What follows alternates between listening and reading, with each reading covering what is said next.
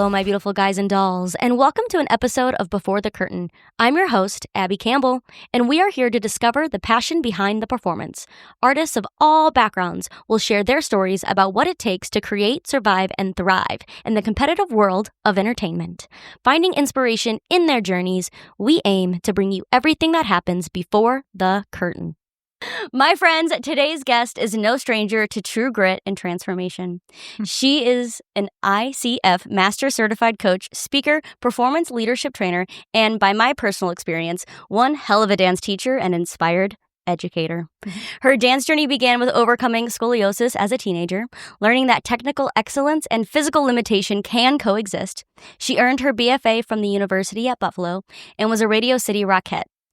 A brain and spinal surgery during her time with the Rockettes became a turning point that introduced her to understanding the body's nervous system and its capacity for healing. She is certified in Simonson technique, a somatic-based approach to dance training, which we're going to talk about because it is one of my favorite classes of all time. She is creative director of the Las Vegas Holistic Center and co-directs with her husband, Dr. David Stella. She is the best-selling author of Lipstick, Lashes, and God, Reviving the Spirit Within, and the Claim Your Confidence Now workbook series designed to support dancers, dance teachers, and dance families in developing sustainable approaches to training, performance, and pursuing dance goals. Her unique combination of elite performance experience, formal education, and specialized movement training and professional coaching credentials provides comprehensive support for dancers at all levels of their artistic development. I practiced that line because I kept messing it up. My guys and dolls, please help me welcome to the mic the admirable Gina Pero. Oh. Thank you. I wonder how many of us feel comfortable listening to our bios read. Oh, everyone that I've had so far is like, oh no, they get so blushed, and I'm like, yeah, you guys are really cool. I don't know if you knew this. Yeah, very reflective during those moments of you reading it, and yeah, wow, grown up. Since overcoming scoliosis, you know. Everybody's like, oh yeah, I did that. Or, oh yeah, I forgot about that. Yeah. My favorite is taking just a few highlights of someone's career and then making it a full, I always put my experience of them in it just a little bit. Yeah. And obviously it's truthful, but there's always a compliment because I do think you guys are incredible. And they're always like, oh, can you just write all my bios? I'm like, I get it, but you gotta, talk yourself up. Anyway, so did you start dancing because you had scoliosis? No. Nope. Okay. I started dancing at 4 years old, and my parents enrolled me because I was shy or told I was shy. So they thought dance would be a really great way for me to get support, to kind of break through that shyness. And then 12 years old, that's when I discovered the indent on my right side. I was in ballet class at a studio, and I saw this indent in the right side of my body. And then I went home and said, Mom, there's this indent and something's wrong with me. And then the next day we had our scoliosis checkup in gym. Did you ever do that? Yeah, so we had regular checkups where you round over, touch your toes, and they see if a hip is higher. And sure enough, my hip was higher. So then we went that week actually to a doctor, a specialist, 40 minutes from my hometown. And they braced me like that. Wow. Yeah, frightening at 12 years old. So how did your approach to dance change at 12? 12 it wasn't so much dance that changed, but I had to wear this hard brace for 16 hours a day. So school changed and driving changed because I had a choice, really. I could wear it to bed or wear it while I danced. We know the answer, Abbie. I mean, it's pretty clear. I'm wearing it to bed. I'm not going to go to... How am I supposed to dance in this thing? So yeah, 16 hours a day. It was hard. It had these big hips on it. And so I had to get different clothing for school, sitting in desks. I don't know. I mean, I'm older than you. But the desks where the desk part was attached to the chair. And I used to stand up, and the whole thing would stand up with me. I know. High school. freshman year, I'm like, this is going to definitely help me start dating. I'm like, wow, I'm going to get a date here to the prom. I can laugh now, but back then it was, I mean, we know there's stuff that goes on mentally when you're experiencing that. Yeah, the girl that stands up with the desk, taking it to the next class. That was me, everybody. I think people see me now and they're like, oh, what has she gone through? You know what I mean? Yeah. And none of us know anyone's story. So, yeah. I can laugh now, but I did a lot of healing, through that period of my life. Of course. I think the thing that changed about dance, though, was my awareness of body alignment at 12. Because, I mean, I could see my hip was higher and my shoulders were higher. So I was able to, like, mechanically adjust myself. So that changed. Not that I knew at 12 how to adjust it and fix it, but at least I was aware of my body alignment. You kind of had to work probably a little bit differently than you did before. Yeah, because I had this awareness now. Yeah. And then I realized, wow, fourth position, and turned out ballet is the most challenging position for me. And I didn't understand why until I realized, oh, your right hip is almost 2 to 3 inches higher than your left. Oh, that might be why fourth position. Fifth position feels so uncomfortable. So then, now I have more questions. Because your dance teachers knew that. So did they change the way that they kind of taught you because of that? No. Or did they still just, no, you got to do fourth? They were outstanding, but also I never once looked at it as a handicap or a disability. For me, it was just like a thing. It was like, oh, cool. All right. Take the brace off in the car, go into dance, and let's go. Okay. So I didn't really talk about it with my dance friends. My teacher, Miss Lisa, would help me balance and stand behind me and like hold me up because balancing in releve was challenging for me. But I'm so grateful that nobody changed the way they taught me. And how long did you have to wear the brace? 4.5 years. And did it actually, do you think the brace really truly helped? Well, I think it held. I think it did its job of holding the spine in place throughout those 16 hours. It did not get worse. Okay. So from when I was diagnosed, when the brace was retired, the curve didn't change. Okay. Which was a success. Yeah. But you know me now, I'm very driven to know that I believe that we can change anything. So I had deeper goals and wanted to explore ways to create. I mean, I definitely wanted like a straight spine. That was sort of my goal. And no one ever knocked my goal. Yeah. And no one was ever like, yeah, okay. I was just like, nah, I'm just there. I'm going to, do it. I don't have a straight spine, but I have evened out my collarbones and through a lot of different modalities. Now, were you encouraged to keep dancing and like be so driven at all? Or did you just know that you had to have this goal of having a straight spine? Like, did your mom or anybody around you were like, Gina, you can do it, stay in dance, anything of that sort? No, self-driven. I did not need anyone outside of me to tell me like what to do or how to do. It was very interesting looking back at like my younger self because she was so driven. She loved dance. I mean, really my younger self. Like I love dance so much that nothing was going to get in the way of that pure love for it.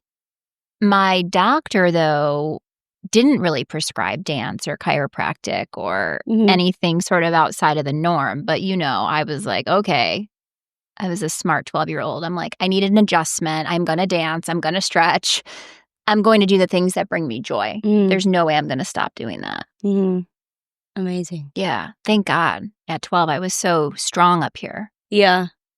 Yeah, I feel blessed to have been born with that strength up here at that age. Both my parents are very driven, but I do feel grateful. I wouldn't have gotten through it. Yeah. And then I'm going to change kind of topics. Did you become a Rockette right out of college? No, later. Okay. Yep. 28 years old was my opening night because I'm a January birthday. So I auditioned when I was 27 and then 28 was my opening. 2008. Okay. Yep. So I graduated college in 2002 Hi, friends out there. And then I moved to Las Vegas, and then I went to New York City and lived and auditioned. Okay. That was my What brought journey. you to Vegas? There was a show here I loved, and I auditioned and got a call back. So I graduated college. I had the bravery to call the casting director and say, hey, it's Gina Pero. Need to know because I'm graduating college. And he said, you're next to get in, but we had to hire somebody else first. So in my mind, I'm like, great, I'll move to Las Vegas and just wait. I moved to Las Vegas and the show closed 2 weeks after my arrival. No. Yep. Yeah. Good thing I had faith. Good thing I trusted in the plan, the bigger plan. And then I auditioned for a show called Airplay. It was at the Tropicana Hotel. Shout out Tropicana. And that was my first show and my first rehearsal. The whole cast was from the show that I wanted to be in. Oh, that's crazy. Yeah. Confirmation. I'm exactly where I'm supposed to be. Oh. And then so then how did you get to the Rockettes in New York from Vegas? So I stayed in Vegas for, 4 or 5 years. And I had a friend here who was encouraging me, like, you really are a perfect Rockette. You should go audition. And I'm like, I don't know. I don't really have any interest. Then I went to New York City to visit my friend Jason. And there was an agency audition for a dance agent. And I'm like, well, I'm here. I might as well go. So I auditioned, had a great time, made it to the end. It was so much fun. Oh my gosh. And I'm on the plane back to Las Vegas, and I get a call that the agency wants to have me. And I didn't tell them I was living in Las Vegas. Smart. As you do, as you should. And I said, I'll be back in New York City in 2 weeks. I don't know. I just said that. So I packed up my stuff in Las Vegas, and I just knew intuitively my journey was New York City. So I moved to New York, packed my bags, and just went. I mean, people really thought I had lost my marbles. Yeah. It's not the first time. It's not the first time. Let's go back to scoliosis when your doctor says, you probably aren't going to dance. And I'm like, yeah, okay. So I think I've always been a little bit like I have this knowingness that I'm going to do something when people think she's just packing up her life to go to New York City for a dance agent. Not a job. Not a job. A dance agent, by the way. But we have to follow that. You know me enough to know, like, we have to follow that innate wisdom that guides us when there's no justification. So I moved to New York and started training. I mean, I loved it. Living with my friend Jason was a blessing. And I met another friend of Jason's who was in the Rockettes. And she's like, girl, you are fierce. You need to go audition. And I was like, okay. So I went. I love that. Yeah. But that's why, like, I have always very much admired you. Spoiler alert, I've known Gina Pero for 9 years now. Yeah. But even, like, so cool. I think that's probably the biggest thing that I can, like, look back and think, why did I just love Gina Pero from the first time I think I met her, other than thinking, wow, this girl's crazy. But, like, the conviction. Let's define crazy, though, for the audience so they understand what you mean by that. Well, like, the conviction of, like, you are so, like, confident and I know what I'm doing, but in such a different way. And I don't know if I'll find the words to describe it, but it was just so driven from more than yourself. Yeah. And, like, I grew up in the church, and I never felt that. Yeah. I only ever felt that kind of divine, okay, I'm getting deep here, divine, like, presence and energy from, like, either being on stage or being in a dance class, watching teachers who are truly passionate. But I just always remember be like, there's just something about, like, I'm just convinced.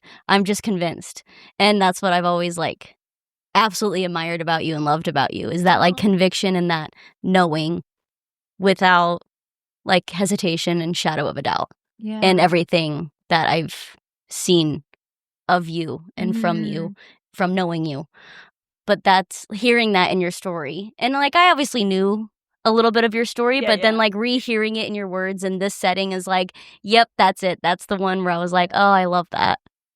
Yeah. Thank you for sharing that. I mean, I think for a long time I've been thinking of legacy and the word legacy, like what's the mark you want to leave on the world? And I have received feedback continuously like, Gina, there's this spirit about you, or there's just this knowingness that you have to take action, or it's not that I don't care what people think. That's not the truth of it. 'Cause some people will say, you just don't care. You just like your doctor says this and you're like, yeah, okay. And you still think this. And I think I was born with this innate wisdom, and I know it was up to me to really develop that intuitive muscle. Mm-hmm. So if I am the example of that for other people, then I feel like my mark is left. Mm-hmm. So people have an example that we can know things without needing a reason and without needing someone else to say, go, Gina. And, yes,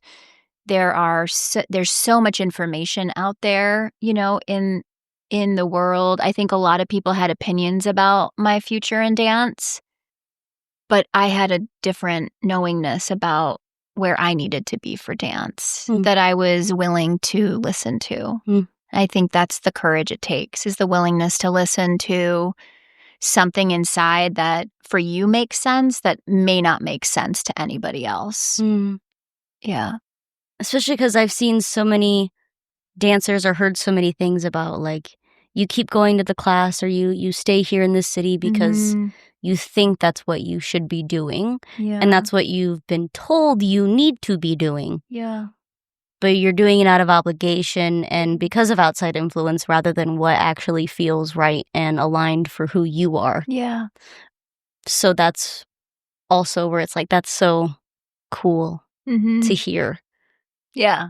This is so important, I think, for those of you listening, to hear too, because we all have it. Mm-hmm. We all have that knowingness, that intuitive voice that only you know how it speaks to you and lands for you and is there for you. And it's worth taking time to get to know that part of us. I will share on my own personal journey that it is so worth it. Yeah. I was going to say something, but now I think I might ask a question. So you were with the Rockettes for how long? 3 years. 3 years. And do you mind sharing the story about why you had to have spinal and brain surgery? Well, it wasn't a surgery. I was going to... Oh, okay. Yeah, I was going to... Did I mess it up? Oh my gosh. It's okay. I have one job. I'm glad we're talking about it because I did hear that and I was like, oh, I didn't have surgery. So I had a brain and spinal injury. Injury. That's what I meant to say. Yeah. Earlier. That's my okay. bad. Hey. We got to start the podcast over. We'll take it from the top. Dancers listening. How many times have you heard that one before? I do not mind talking about it. Okay. Because it's also in my current book. Wink, wink. In 2009, that was my second season with the Rockettes on tour. I was hit backstage by another dancer's fist.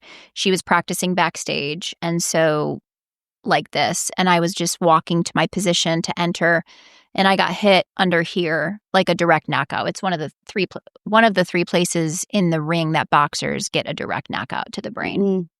So you hit under the chin like an uppercut, and the neck snaps back, so it turned your brain off. And for me, unconscious concussion. So my neck snapped back, and then I'm on the floor. Yeah.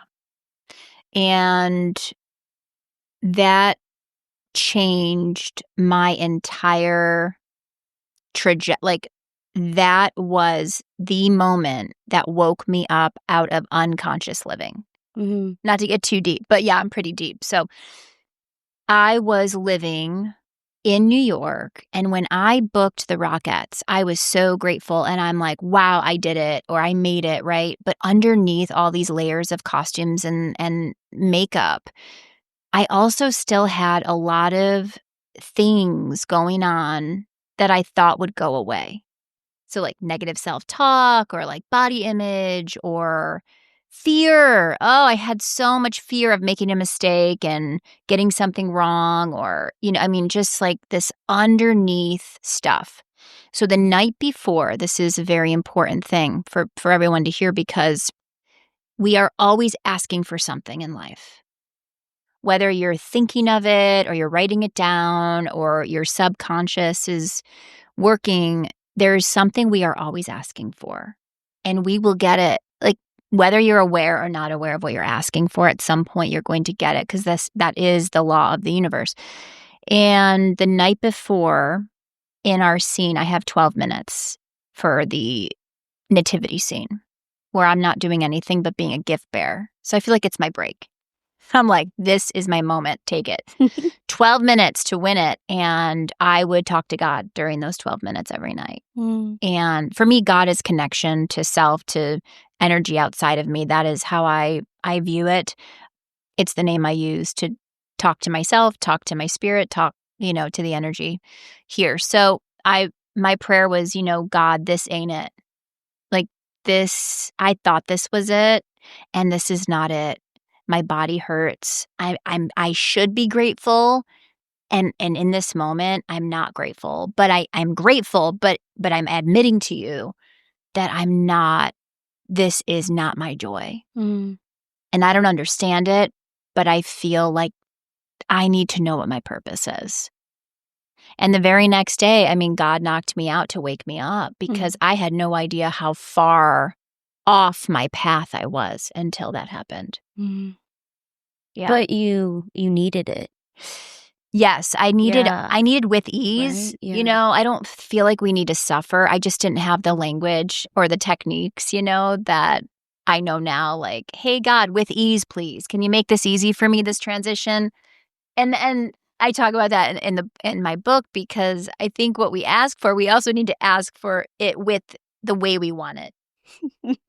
Write that down. Yeah. With ease. With ease or joy, have fun. Like, can I transition through this, heartache with fun? Can I laugh through it?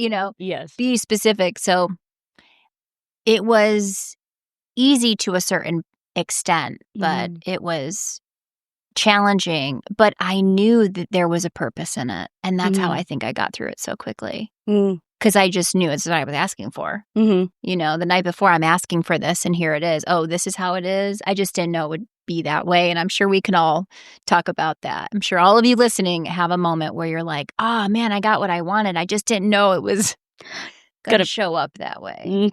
I didn't know it was going to come in the size of a freight train. Yeah. Or hurt or, Yeah.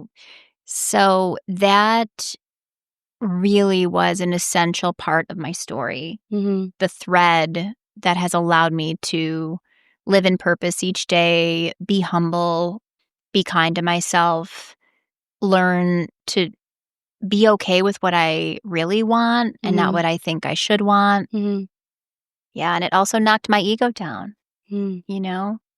Yeah. How so? I was really caught up at that point in my life of my identity was caught up in this thing called Rockette, where I felt like it was a mask for me of how I needed to be, or it kind of gave me this costume to put on where I'm like, oh, people can like me for this, or, instead of me, Gina, like who I really am. Yeah. So from that point, what was your first, as you transitioned from that injury, not surgery? Write that down. No. What was your first move in the sense of changing your life's trajectory? Obviously healing, but yeah. So the first move was learning how to listen to my body. And that was really hard. So any symptom I had to admit, like a headache or an eye dilation. Okay. Or an emotion change. So my journey of healing was 10 minutes of exercise. If I have a symptom, I had a list of symptoms that I had never honored in my entire life as a dancer, ever. dizzy, headache. I mean, those things I would be like, yeah, okay, it's fine. So I had to really follow this protocol, and then I would have to start over. I couldn't get to 15 minutes until I got through the 10 without a symptom. And then you go 15 minutes, and if you can get 15 minutes without a symptom on the list, then you can get to 20 minutes. So that journey alone was healing, because admitting that I had a headache and I had to start over was very hard for me at 28 years old. Yeah.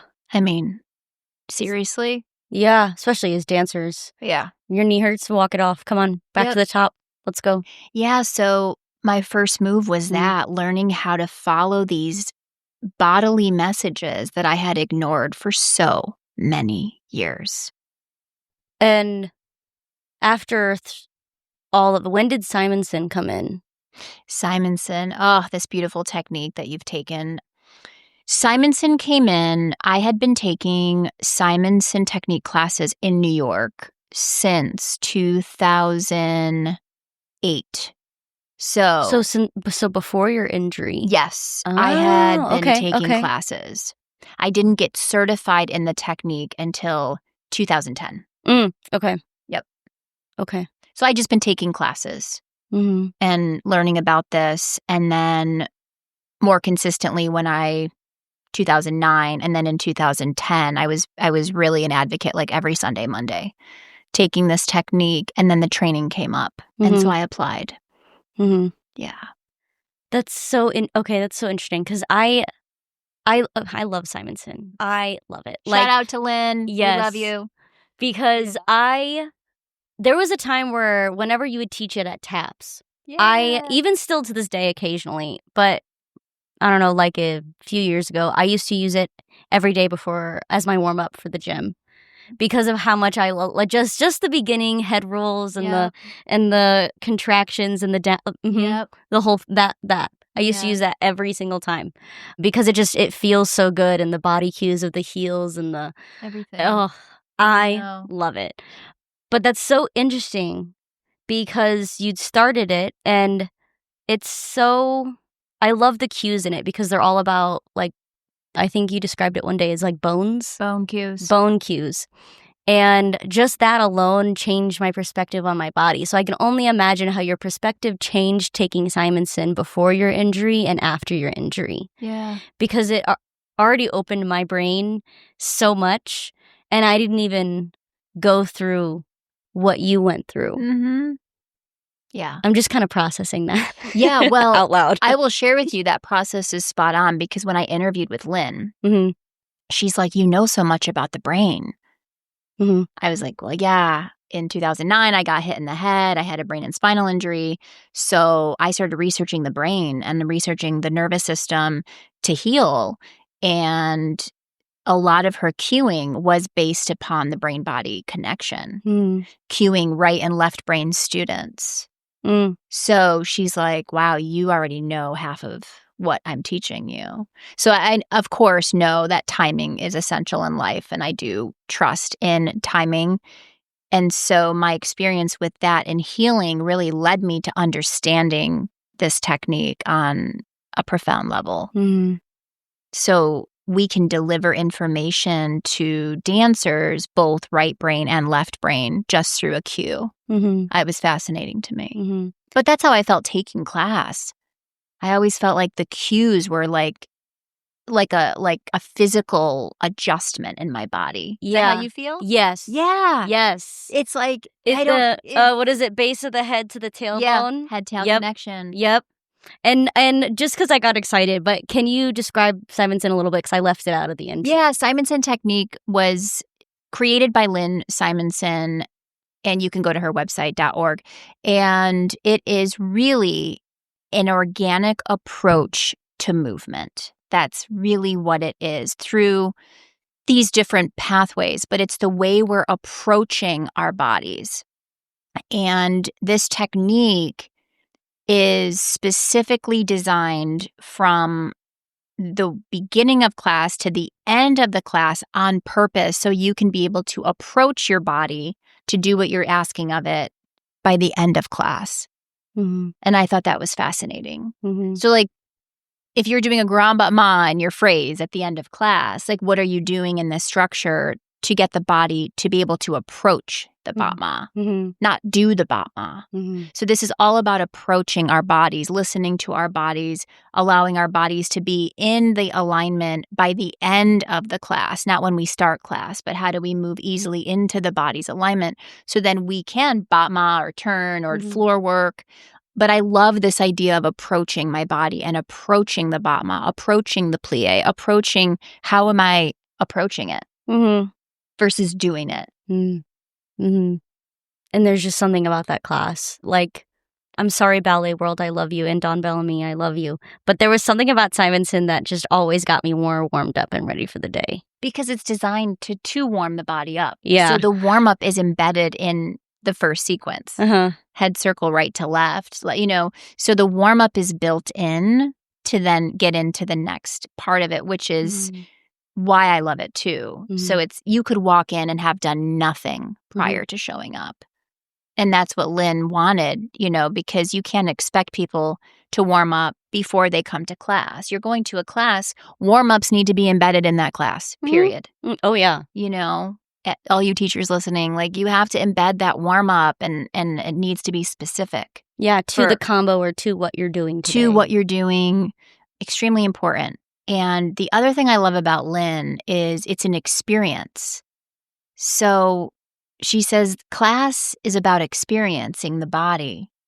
And when you're approaching it from the experiential place, then you will connect to your joy by the end. And I think that's what Simonson does. You feel so present, you feel clear, you feel aligned, you feel the joy. You do, innately. By default, you feel the joy. You're not forcing the joy. You're not having to put the feeling in to the body. It's natural. Yeah. It's so powerful. It is. Thank you, Lynn. Thank you, Lynn. I don't know you, but thank you, Lynn. Yeah. Yeah, it did. It felt like a actual alignment with all. It feels okay as a dancer taking ballet and then taking Simonson.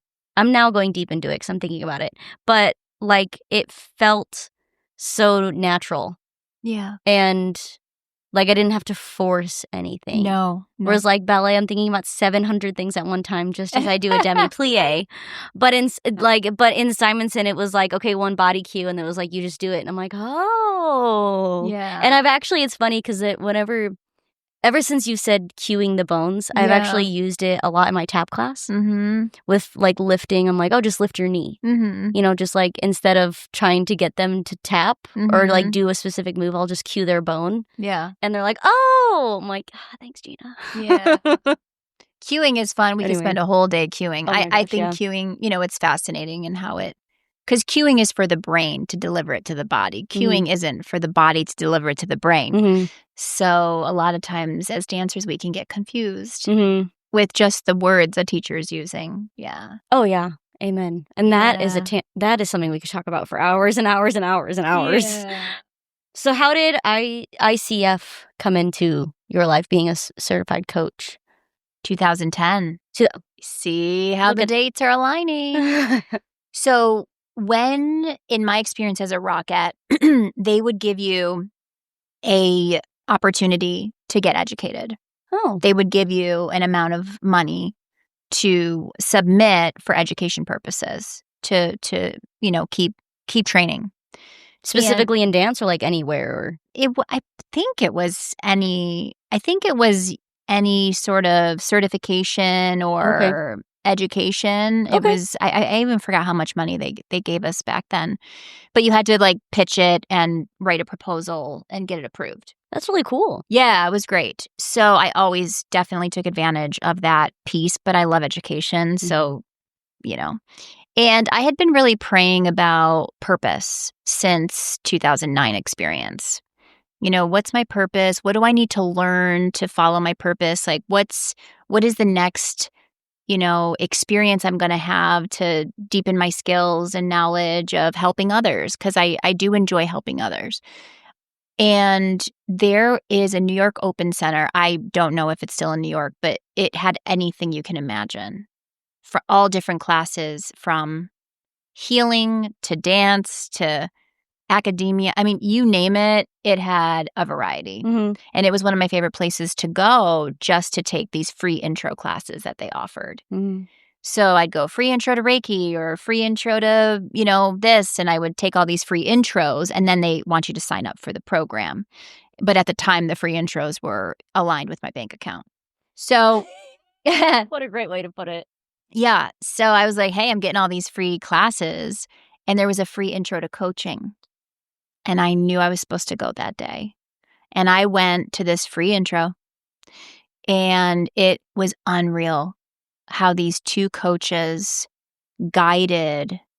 I did not volunteer that day for any coaching, but I watched them guide people through some very serious things. Like it was a walk in the park. Mm. And people were moved beyond, I mean, I was witnessing miracles through this process. And I left that class so inspired. I called my dad immediately and I said, I found what I need to study next. And it was this, and I applied. Now, let me tell you about this application. It had some deep questions. And this is the application to the Rockettes? No, to get into the Okay. ICF training, yeah. Okay. So the application really took me into some deep questions, but the cost of the program was definitely higher than the total of my bank accounts in the previous 3 years. Laugh out loud dancers out there. So I knew what I did. I do what I do best. You ask questions. I'm always great at asking questions. It's one of my greatest skills. And I said, do you offer scholarships? As soon as I saw the price of the program. And they said, we do. We give one out every year. I'm like, great. One. I'm applying. Mm-hmm. I applied. My letter was so wonderful. I wish I still had it. I may still have it back in my, who knows. And I got called on my birthday, January 12th, 2010. Sharon, love you, Sharon, calls me and says, Gina, I have great news. You got the scholarship. Aww. Yeah. I love that. Yeah. That's so cute. It was amazing because it was the most profound personal development training I had ever had. Mm. Wow. A year and a half. It stretched me. I mean, it was an intense training for me. I think I was one of the youngest, if not almost the youngest in the room. Wow. And it met in person. I mean, I know nowadays trainings don't always do that, but yeah. Woof. Wow. And you just knew you needed to coach, but how did you go through the coach? Because I know the coaching didn't obviously involve dance in the sense of coaching dancers. Because you've really, I mean, from what I've seen and what I know, you have incredible experience with coaching dancers in that world. Yeah. Kind of merging the two. Yep. And so from that course, were you like, I'm going to do this with dancers? I wanted to do it with dancers. I didn't know it. I really had this belief that, are they going to be able to afford it? So I wasn't sure.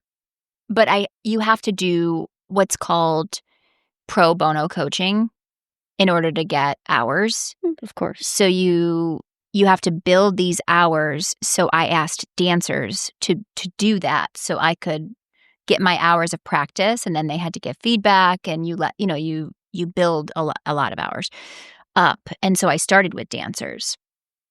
But right after my training in 2011, I graduated. I moved to Italy, and I was actually coaching women in Italy. How cool is that? Why Italy? I got an offer to move to Italy. I know.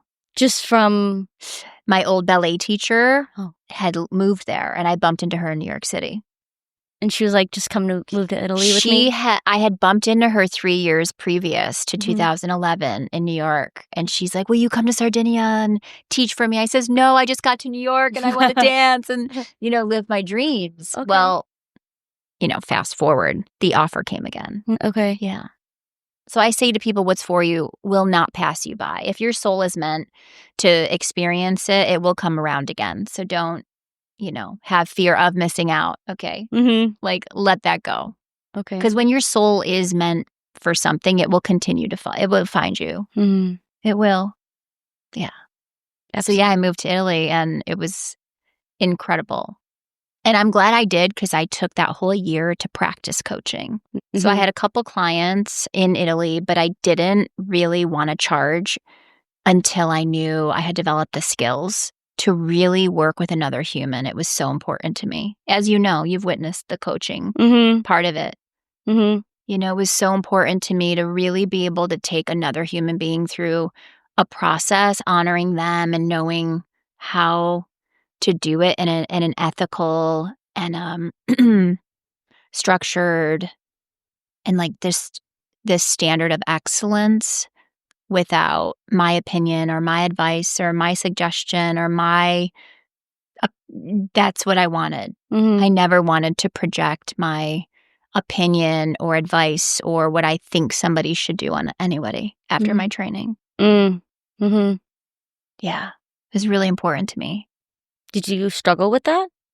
I didn't struggle with it. It was just something that's ingrained in the ICF Code of Ethics.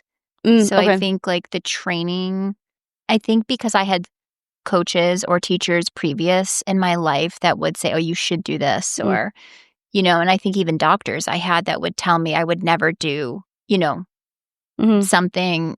So I think the projection I experienced personally from a lot. I mean, we do in the world, you know, projection.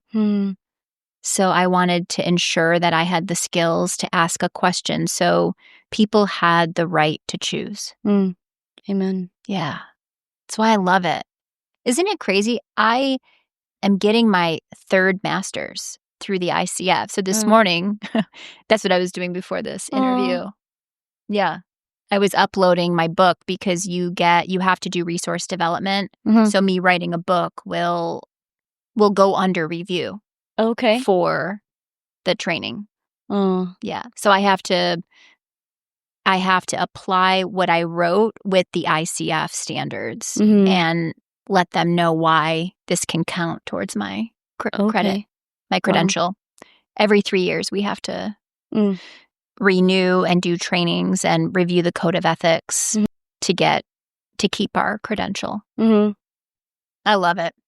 I'm such a fan. You know that. Yeah. I love coaching. I love the art of coaching. I love the skills it's taught me. I see the results in clients, you know, it's powerful. Yeah. And after Italy, coming back to the States, what brought you back to the States? Life. Okay. Just time. The universe said, hey, it's time. Yeah. So then how did you start integrating into the dance world? After being away from it for so long. I taught dance in Italy. So I did teach dance and I did perform again because I performed for the students at like their recital and stuff, which was really beautiful. And then when I came back to the States, I knew I was still teaching dance. And then a friend of mine was a college professor and she was choreographing a piece. And anytime I was wherever I was, I would always find either a class to take or, you know, something to do. And she invited me to be in her piece, which was awesome. Aww. So I got to perform and train. And as soon as I got back from Italy, and then I came back to Las Vegas in 2014 and I was training with Miss Tara. Yeah, shout out Miss Tara Foy. We love you. She's going to be on the podcast too. I can't wait. Oh, yeah. So, and she had gotten a call that her friend had needed a dancer who could tap for the Meatloaf show. And so she said, Gina, you should audition. And so, yeah, I went, I auditioned, and I was choreographic assistant, choreographer's assistant, and got to perform with Meatloaf. Wow. Yeah. And then my friend Jamie hired me at the Dance Zone. So I was teaching dance. And she was a huge fan of the coaching work I had done in Simonson. So she was really inspired to bring this into her studio in 2014. And so then once I did that, I had a full-time coaching clientele. So like then that's where like the dancing and the coaching the magic started to happen. Yeah. Okay, perfect. Because by the time I met you, you were already I already had a full-time coaching business. Yeah. And I was still teaching dance and still involved in the dance community. Yeah. Wow. I know. It's amazing. I mean, to look back and see things take time, but also when you have the skills, when you strengthen the skills that you have, when you are dedicated to the learning of the skills, you can create a sustainable business too. I love the art of entrepreneurship, I just do. But it definitely, I took the time to build a strong foundation to become a full-time coach. Because they said a lot of you won't become a full-time coach. Some of you may become a full-time coach. Some people even projected you'll never become a full-time coach for dancers. Wow. Yeah. Think bigger, Gina. I was like, I think I'm thinking pretty big. The dance world is kind of big. Yeah. But then again, you just keep developing your skills and eventually, your business evolves and stuff. But right. Yeah. So when I met you, it was, yeah. So I have one more timeline question. When did... Oh, boy. When did the Las Vegas Holistic Center happen? 2021. Okay. Because you mentioned before we jumped on the podcast, was it 2016 that you met Dr. Stella or 2017? 2016. 2016. So end of September. Okay. Of 2016. Okay. Yep. Oh my God. Like today's what? What's the date today? Today is September 25th. Okay. The 29th was our first date. Oh. Yeah, it's coming up. Oh, that's so cute. Yeah, it is kind of cute. I was like, wait, what's the date? And was that a dream of both of you to have a holistic center like that? No. Okay. No, that naturally evolved over time. Okay. So Dr. Stella, David, my husband, had always had a center now for 30 years in Las Vegas. So chiropractor, functional medicine, he has always had a space, if not two spaces, in Las Vegas for over 30 years. Wow. He's older than me. And then in 2021, I had this vision in meditation. I was doing a sound bowl meditation, and I saw this bigger space, and I saw that I was actually a part of it with him. Okay. So I shared the vision with him, and it was a big jump because it was a 4,000 square foot space. You've been there. And so I'm like, I don't know, I'm just getting, we're supposed to do this. And there was a space where he was across the hall that was exactly the space I saw in my vision. So in 2021, we moved into this 4,000 square foot space. And just a month ago, we moved into a smaller space, but in the same exact area because that's what came up to do. Yeah. Okay. Incredible. But I will tell you, the silver lining in that story is in June of 2022, man, it's 222. Angel numbers are coming in. We received this technology called the Energy Enhancement System. We had over 2,000 people in the first few months from around the world coming to our center. Wow. Yes. This is incredible, and also the hardest I've ever worked in my life, because we were one of the few centers that had this technology and people wanted it around the world. I had never worked so hard. Our phone was ringing at 4 or 5 in the morning till midnight. Yeah. So I said, babe, this is why now we know why we have a 4,000 square foot space. So things happen in timing and seasons, and I do know that, when not everything is supposed to be forever. What is forever? So I look at the timing of things, and now I'm smarter in my ways of creation. I know, okay, how many years is this going to be for me? What's this experience going to be? I wish I had that during the Rockettes. Like, how many years is my soul to experience this? I would have had the clarity to know, 1 year, 2 years, okay, cool. I think it would have guided me one. Yeah. Flower doesn't bloom all year round. Yeah. And I think if we learned as a whole how to ask those questions and be more specific about timing, it would encourage us to have a little bit more easefulness to let go, to know when things are done, finished, closed, to move on. When you say ask about timing, do you just mean like asking God, asking the universe, asking ourselves? Asking, the God within you, your soul, like, hey, soul, how long is this contract? Or I don't even use the word contract, but how long is this, like, your show, How long is your soul to do the show, So you have an awareness of what it is. Number one, it helps us fully engage when you know that there's a timing on something. If you know that your show is to be 6 months and then something else is coming for you, don't you feel like your approach might be, I mean, you're pretty full out, but wouldn't it change a little something? Yeah. And I learned that from David. I learned that from David. That's so funny you say that. Have you seen the show The Good Place? No. Oh my God. I think you would love that show. Okay. It's so TV show? Series? It's on Netflix. Well, actually it's leaving Netflix. I think it's going to be on Amazon Prime. Okay. But one of the two. It is The Good Place. The Good Place. It is one of the most profound TV shows I've ever watched in my entire life. Cool. The writing is insane. And on surface, it looks just like a stupid little comedy. It's not. It's so not. And like it had my boyfriend crying the other night. Like, it's so good. But that's the, not to spoil it, but that's a theme in one of the episodes is like, no, you need things to end in order to allow the experience to be as full as it can be, And we're here we're in the human experience.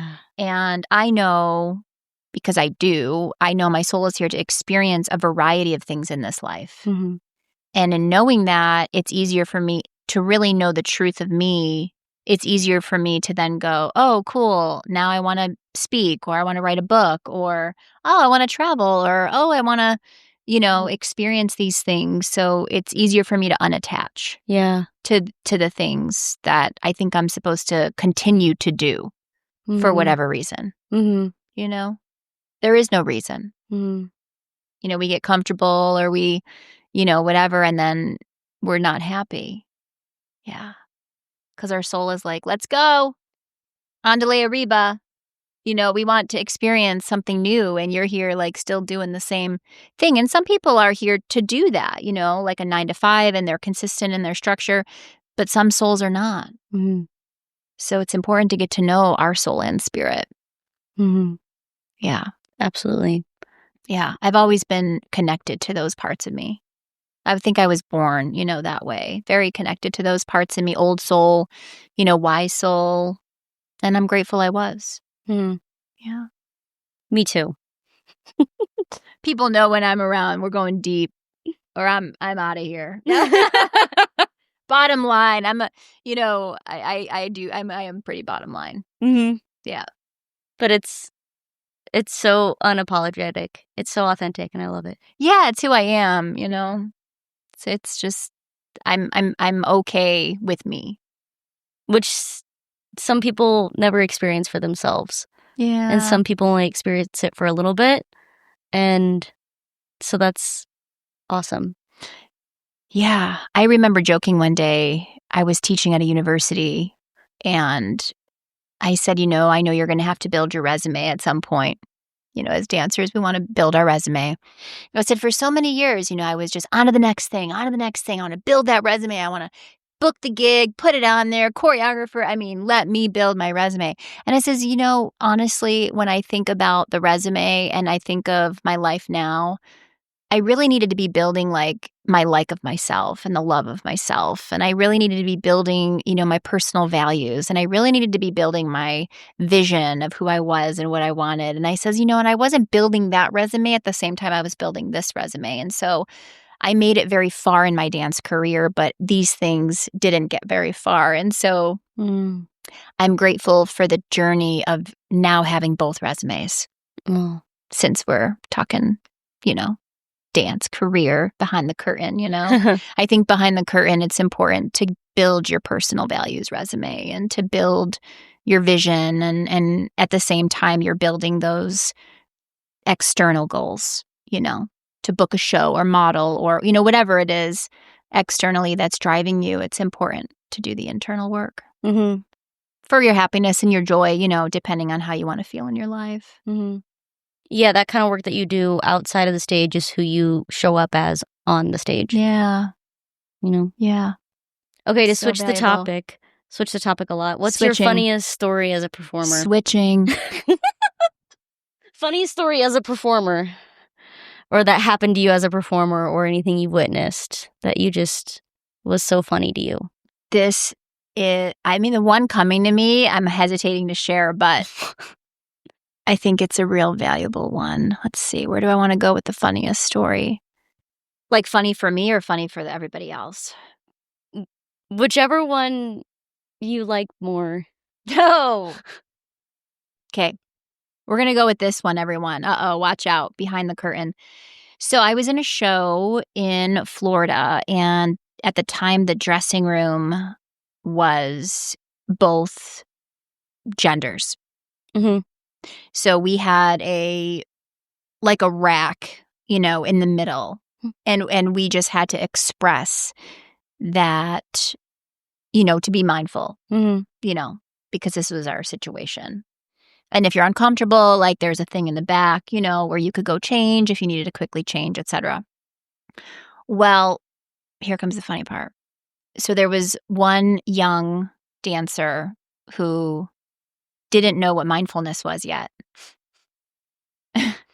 So I decided, as one of the captains of the show, to be completely undressed and walk over to the other side of the rack and present a moment of conversation that said, "Hi, I would love it if you would be mindful of where you're looking during our times in the dressing room.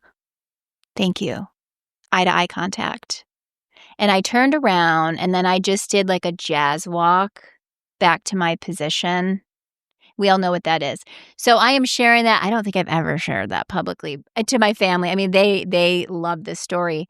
But that's one of the funniest stories because we all laughed. You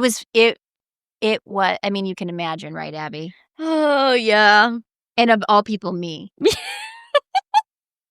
But sometimes things just come through me, and that was one of the moments where I'm like, I think I know how to handle this. Yeah. And again, I used my skills of verbal communication and nonverbal communication and eye contact and directness and straightforwardness and all those things I learned. You see it? Oh, yeah. Oh, yeah. Oh, yeah. This is what I'm talking about. I love you. Absolutely. Yes, you did. Such a good story. Thank you so much for sharing that. That's the kind of conviction I'm talking about. That's it. Love that. It's just from the heart. And there are ways to do it that can get your point across when you're aware that it's a guidance system and not a forceful. I wasn't forcing anything. I was just handling a situation very strategically. And it worked. Yeah. Good old jazz walk. Okay. Did I surprise you with that story? Yeah, actually. It was good. That was good. That was great. We had so much fun. That show was so much fun. We had a good time. That was fabulous. Yeah. It did surprise me, but it also, that tracks. Yeah. No surprise I did that. No surprise that you did that, but good to know that it's part of, yeah. Yep. Oh, the fun. Performing is so fun. I had so much fun performing with Meatloaf. Bless his soul. He was one of the most present performers, musicians I had ever worked with. The show would change dependent upon what he was feeling in the moment, and it made every show different, even though your choreography was the same. Oh, I love that. Yeah. And he taught me so much. He was so present. Nothing disrupted his presence. Nothing. And he did not like ego. And he wanted to have fun up there. And he was such a huge part of every part of the show, from the costume to the acting to the staging to the way he would watch us dancers. And I have a great clip of we each had a tap solo. Mm-hmm.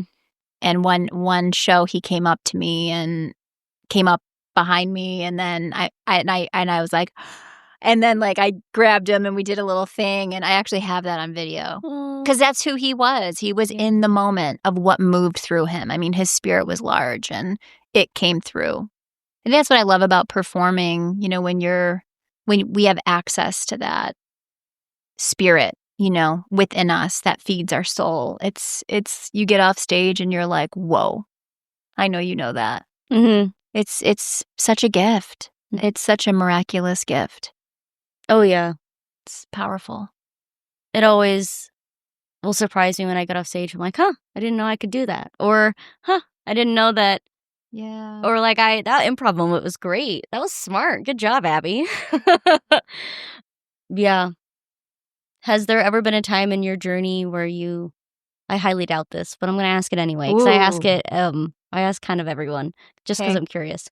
Has there ever been a moment in your journey that either performing or coaching got too overwhelming and the stress and you just wanted to quit? Yeah, actually. Oh, yeah. Oh. Yeah. When I first started my coaching business and I, filed my LLC and I, was becoming a real business, about 3 months in of having to just get clients and learn how to get clients and disclaimers and I mean, all these other things that you do to establish you're a business owner and how you treat people and, and then getting clients and how am I going to make money doing this? And, I got to go over here. And I called my brother, David, because he's a business coach. And I said, I am struggling. I don't know if I could, I'm made for this entrepreneur, being an entrepreneur and running my own coaching business. And he said, Gina, I have one word for you, persistence. And I said, got it. Goodbye. And I just got off the phone and I just, started, going in. Mm-hmm. Gina, persistence, you got to keep going. Mm. You got to keep going. And I did. And I'm, obviously I'm grateful I did. But it was a key moment because I think in dance, what got overwhelming was the change inside my heart when coaching became more fulfilling than dance. Mm-hmm. That's when dance became overwhelming for me. Mm-hmm. To where I'm like, do I go to ballet or do I go study? Do I go to, do I go to 4 classes today or am I going to open up my coaching manual because I have a test coming up? And so there was this battle inside of me that I think we all experience at some point in our life. But that became overwhelming for me because dance had been my career and I was sustainable. I was making money. I was living, wonderfully through the art of dance. So to feel the change and then to have the courage to walk the change and embrace the change was overwhelming and stressful for whatever reason. Mm. And then you get through it. And I feel like I thought I had to choose instead of anding it. And this is such a great tool. It's, you and your life, not or your life. Mm-hmm. And at the time I'm like dance or coaching instead of dance and coaching. It just would look different. Yeah. Amen. Yeah. So I think when we or our life, we have to decide or choose. We're not seeing it that it can all be in our life, just maybe not at the same time. Yeah. So, yeah. Absolutely. Mm-hmm. Absolutely. Was there another question that I had? I don't know. I got really into that story. My brain was like, yeah. Yeah, because we do. Or, I think being a business owner, and now I've been in business since 2013, my own business. Mm-hmm. There are persistency, resilience, I mean, all these words. It just is the life of an entrepreneur. Mm-hmm. Yeah. Absolutely. Yeah. I think I have been experiencing the anding your life. Mm-hmm. slowly over a period of time. But like, yes, you can do it all. Do it all, but like you can have all of those experiences. Yeah, you can choose it. Yeah. Yeah. But then also you grow up thinking you're one thing, and then all of a sudden something else comes in and you're like, oh, I really want to do this. This makes me happy. Wait, does that mean I'm not a dancer anymore? Or does that mean it kind of becomes, you start questioning it? Yeah. So. Yeah, that's why the intuitive parts of us are so valuable, because they do guide our timing and they guide us. I met my soul partner at 36. Timing, you know? I wanted a soul partner, and maybe I thought I wanted it or needed it during the height of my dance career. And I look back and like, yeah, God knew better. Oh, yeah. I was living my best life on my own, traveling the world, performing, like diehard dancer, like go for it. And I wouldn't have wanted it any other way. And so now, I mean, I have a soul partner. I still have dance in my life. I'm not performing, as a dancer anymore. But I do know that, what the experiences people want to have, they can have them. And then it's up to your soul, and why you're here too. I think, is it meant for me? No. Is that meant for me? It's really up to me what's meant for me. But our soul has its own, blueprint. So talk to your soul. That's not deep. I think we're, Agreed. Check in. That's why we're here. Check in. Ask the questions. Yeah. We all have a purpose. It's beautiful. So when did the book come in? Yeah, the book. Oh, so fun. Okay, I have a book here, and it's about reviving the spirit with them. I'm going to sign you a copy here. I feel so special. Yeah, this is fun. We're live. Okay, let me just be present here while I sign it. You can. Which it's so funny because I told Gina earlier when she came in that as I was reading her bio, I was like, oh my gosh, I need to read her book. I'm going to talk to her about it when she gets here. And then she got here and she was like, I have a book for you. And I was like, no way. I was thinking about that earlier. So I just wanted to share that as she's signing the book and I'm allowing her to be present. Just wanted to share that with you guys. So I'm very excited. Well, I did get a message. I do practice intuition, and I said, is there anything I need to bring? And it said, bring a book and sign it on your show. I just listen now. I do over the years, my intuition is a lot sharper and stronger and louder. And I mean, I think I have more conviction with what I know than when I met you, even though I love that you saw that in me so many years ago, because it is one of the parts of me that took me time to accept. Yeah.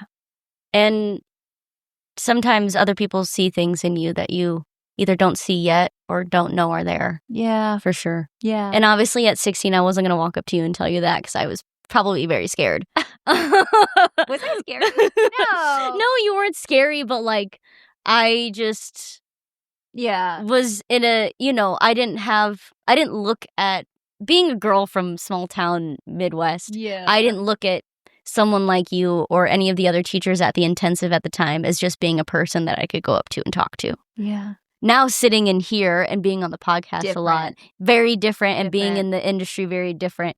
And also hearing it from almost every guest so far is that everybody feels good with a little bit of validation.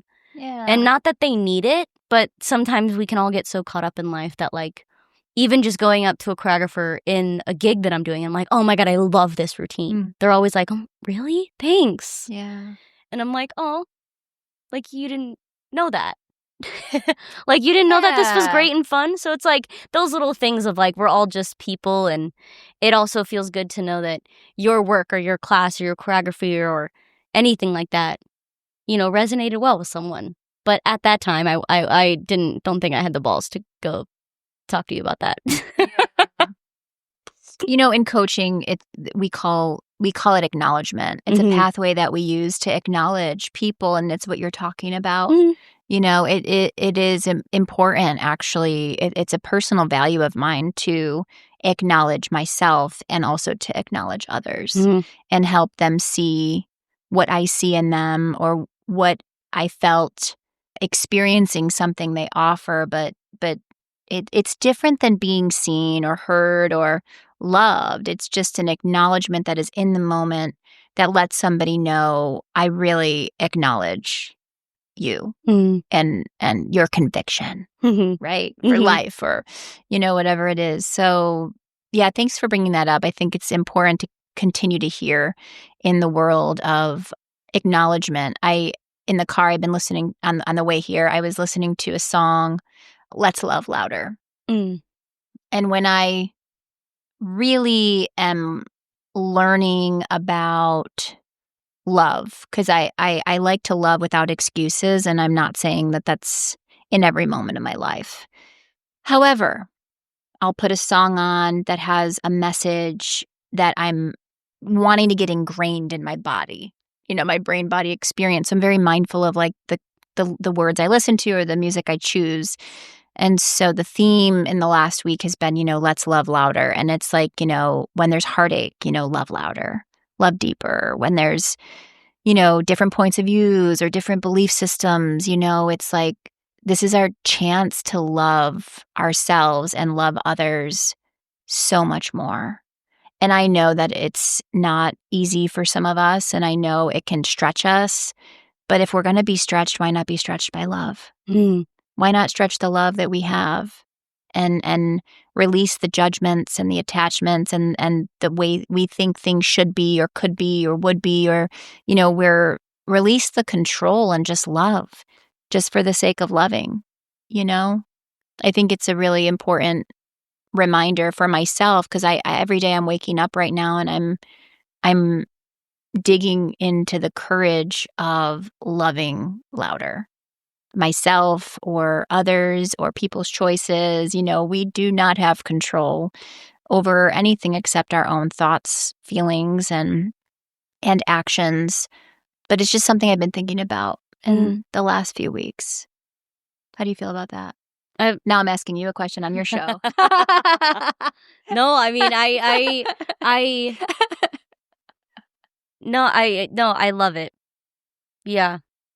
But I think beyond any disagreements or anything like that, there's always something to love in it. Yeah. Whether you don't, I don't know, I don't agree with an opinion, like that, whatever that opinion is there's so much belief and that person has in that opinion that like that's something to love because not everybody has that kind of deep commitment to their opinion. That's really cool. That means you have a very deep sense of loyalty, and I love that about you. So like there's always something to love in every situation, and I think you can love it without agreeing with it or allowing the differences in the world to coexist without to be. Yeah, you don't have to buy into it if you don't want Right. to, Right. If you don't love dance, then don't dance. That's Yeah. okay. I love it. So I'm going to, talk about it, but I didn't realize how harmful judgments can be on our bodies. Mm-hmm. And, David, he's such a beautiful gift in my life because he's taught me so much about what I carry in my body. Up here in the cells of my body. And every day I have a meditation of this clearing I do around judgments. Mm. And he's like, wow, babe, you've had so much judgment in your body. And I say, well, yeah, I said, I have a lot of self-judgment. And I know that dance created a lot of it. I didn't have any tools or skills to move through judgment or understand what judgments were. And so I would train and judge and judge and judge and judge. And I didn't have any choreography to get out of those judgments, transform the judgment. And now I can feel when I am heavy in judgment, I can feel it in my body so deeply. And I'm just grateful I have choreography to get through it and move through it so my body can be more light, but also just more in love. Yeah. in love with the world. Yeah, there's darkness in the world. We know that, but there's light too. Mm-hmm. But both exist. Mm-hmm. So, anyways, we're getting so deep here. No, I love But it. here's a signed copy of my latest book. My latest book. It's so crazy to even say. Wow. I feel so grateful and uncomfortable still saying that, and that's okay. I'm okay knowing where I am in my life. Oh, I can't wait. I can't wait to read it. So wait, let me look at the copy date. When did this get published? In May. This May? Yeah. I feel so special. Yeah. Okay. And how long have you been working on this book? I think it was 17 months. Okay. Yeah. Okay. Yep. The title came to me years ago, and I wrote it down. It came to me. I knew I was supposed to write a book. There's that conviction you're talking about. So I write it down, and I say, okay, God, let me know when. And then just the aligned publisher showed up, Mm-hmm. and then it was time. Mm-hmm. And it's new, so I'm still learning a lot about it. Mm-hmm. Yeah. And it's available on Amazon? You can get it on Amazon. It did become an Amazon bestseller, which is really very humbling. I am so grateful for the support and the people who have helped me along the journey of writing and becoming an author, and just also the support of the people who have bought the book and shared messages with me about it. I received this beautiful card in the mail from my friend Aubrey. When was the last time someone sent you a card in the mail? I want to encourage all of you listening to go get a card or write a letter and put it in the mail and mail it and just see how you feel about it. That's going to be I'm going to inspire you to take action. It was so wonderful to go to the mailbox and get this card and open it and read it. Anyways, off topic, but really a beautiful moment to share. I love that. Yeah. Like somebody took time to buy a card, put it in the mail, write how grateful they were to read the book, and say congratulations, acknowledge me, put a stamp on it. They invested money to send me that. Ask me for my address. It's really incredible when someone takes the time, when you know what it takes to do that, how important it is to them. Personal value. Anyways, the book is about reviving the spirit within. So it takes people through a variety of my stories from age 4 to up to 36 when I met David. Mm. And it's really not about me and the story. It's really about walking you through the story like you're walking through your own story. Mm. And there's a framework, of course. You know me to know there's a framework, and it's lipstick, lashes, and God. Lipstick being the courage really to be authentically seen and express for who you are. And lashes being the way you see yourself in the world, your perception, your perspective, your vision. And then God being connection, whatever you decide to call that connection to yourself, your spirit, and also to the energy that exists beyond ourselves. And it has a prayer at the end of every chapter with some practical ways that people can continue to revive their spirit. I look at the spirit being the nutrition for the soul being why we're here and who I am, but the spirit really feeding me, and dance fed my soul. Dance was my spiritual practice. No doubt about it. I would even say for you, knowing you since 16, it fed you beyond when I saw you dance for the first time. You just see it, like you see the spark in people, and that's their spirit. It is truly igniting their soul to keep going through life. And yes, I have had a professional career in dance, and I talk about that and the Rockettes, but every story comes back to what is most important. And I will say, yes, I became a Radio City Rockette, but the show had nothing to do with what the higher purpose was. That my opening night in my hometown, well, close to my hometown, 60 family members in the show. And the year before, we had seen my 7-year-old cousin transition, because he had leukemia. And, you just look at the bigger picture of why we are where we are, how it is all connected. Mm-hmm. Amen. And that's what the book is about. Oh, yeah. I have to share, last night my dad called me and he says, I gave your book to a woman. He's helping a woman out with the house and like plumbing and stuff. Mm-hmm. He says, I don't know. She's just going through a hard time. Her husband had gotten killed. And I mean, we just went really deep and I didn't mean to do that, but I'm sharing this on purpose. And so he says, I have my daughter's book in the car. I'm going to give you a copy.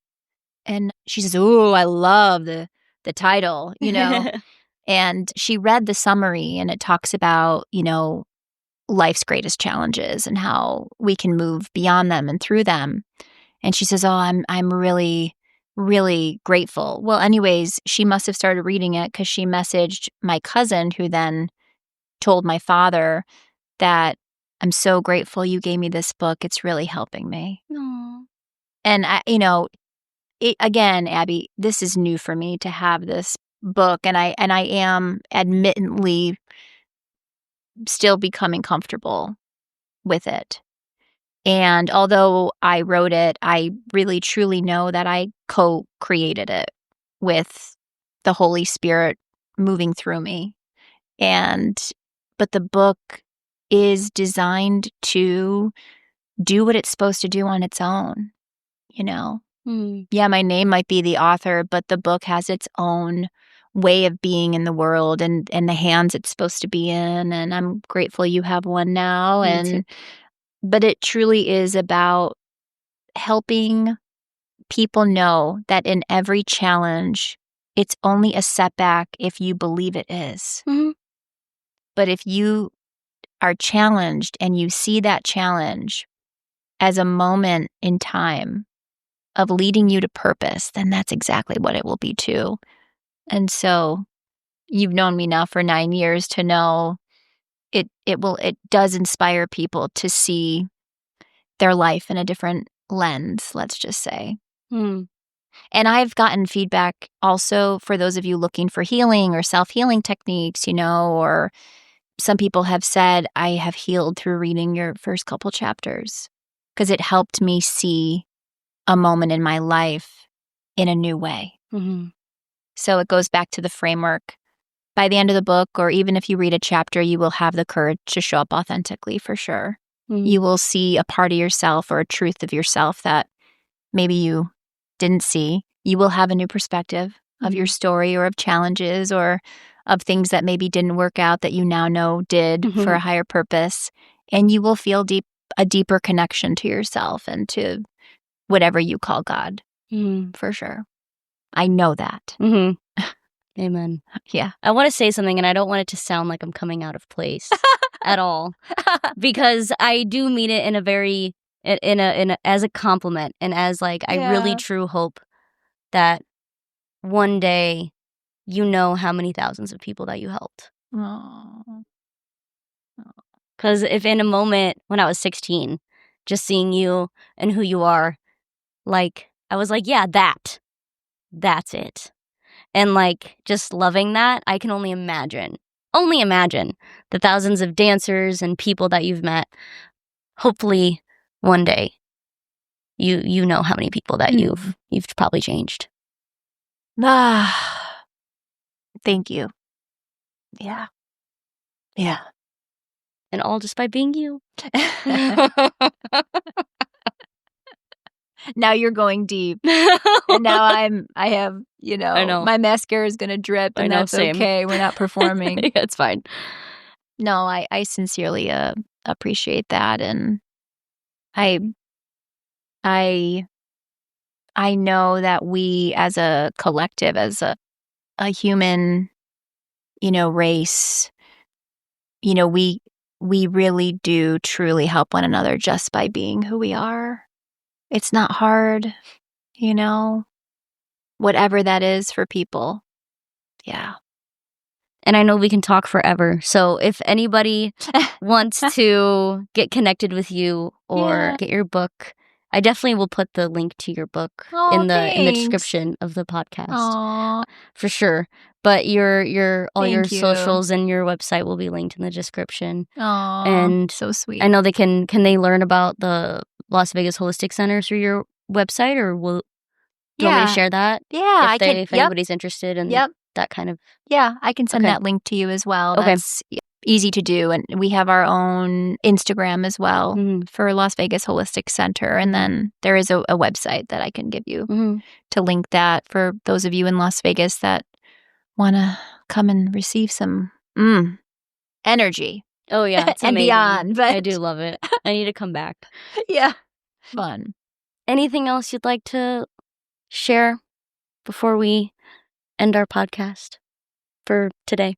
Well, I do want to acknowledge you and say, seeing you at 16 and meeting you as a student, and then knowing your story and knowing your journey and the challenges that you faced and the things that you've overcome and the blocks that you've moved out of your way to keep going and growing is so courageous and brave. And your continuous drive to do what you're choosing in life is also inspiring to me. Yeah. And it's so wonderful to see you comfortable in who you are and happy and doing this show. I remember when you said, I want to do a podcast. I'm going to do a podcast. And you did it. And you're doing it. And it's just wonderful, Abbie, truly. Thank you. Yeah. I mean, we both came from really small towns. And I think I would love to give a shout out to all of you watching this that are maybe in a small town, or you came from a small town, and maybe you, like, I know for us, we didn't have access to like the big cities, and I grew up in a farmland with a very, like you, and look at where we are. And yes, did we have to stretch ourselves and have courage to get out of our small town and walk into big cities and feel nervous and frightened? Yes, we did. And we did it. And we will do it again.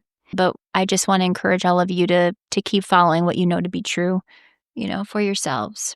That's really it. Just continue to listen to that innate wisdom that you have that's telling you to go right, even though you think you should go left, and continue to listen to what's really calling you and what's easy for you to do in your life. We're here to do those things that are also easy. And so all with ease, and have a remarkable and extraordinary holidays coming up with your loved ones, your friends. I mean, that they're coming. I'm excited. I love this time of season. So I encourage all of you to just enjoy and love louder. Love louder. Amen. Love louder. Mic drop. Yeah. Love louder. Thank you so much for listening to this episode of Before the Curtain. Please be sure to rate, review, and subscribe wherever it is you listen to the podcast. We love to hear your virtual round of applause. If you know of a production or artist that deserves to have their story told, send us an email or message us on Instagram by clicking the link in the description.